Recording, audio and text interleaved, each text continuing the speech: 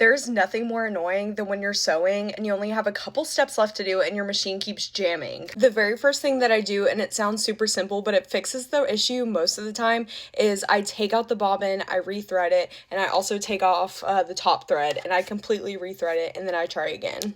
If it's still jamming after that, it may be your sign that it's time to clean up under the bobbin plate. After unthreading the whole machine, the first thing that I'm going to do is shut it off, and then I'm also going to take out my needle.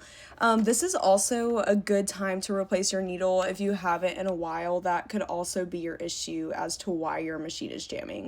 A good hack that I've learned from other creators on here is I have a sharp box, so any like old rotary blades, old needles, they go in the box so that when I throw them away one day, there's no risk of it poking through the trash bag.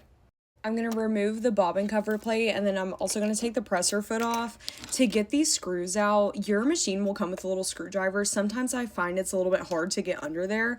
I've bought one of these. It's called an offset screwdriver, and this helps so much. So I'm going to go ahead and remove these two screws.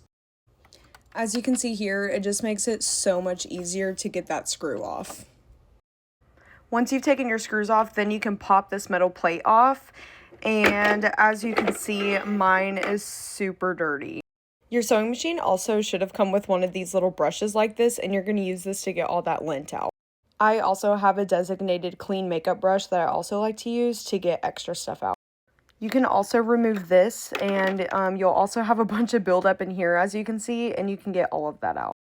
You want to make sure whenever you're getting the lint out, you're not pushing it down back into the machine, that you're almost kind of grabbing it with the brush, because if you push it back into the machine, it's going to cause further issues down the road.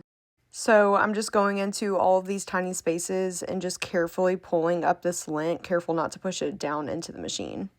Now that it's all nice and clean, I'm going to go ahead and put it all back together. This is how much lint came out of my machine, and I just cleaned it the other day. That is so crazy. Alright, and I'm going to go ahead and put in my fresh needle, and then we should be all good to go. I hope this video helped you if you're having issues with your machine jamming. This should fix your issues 98% of the time.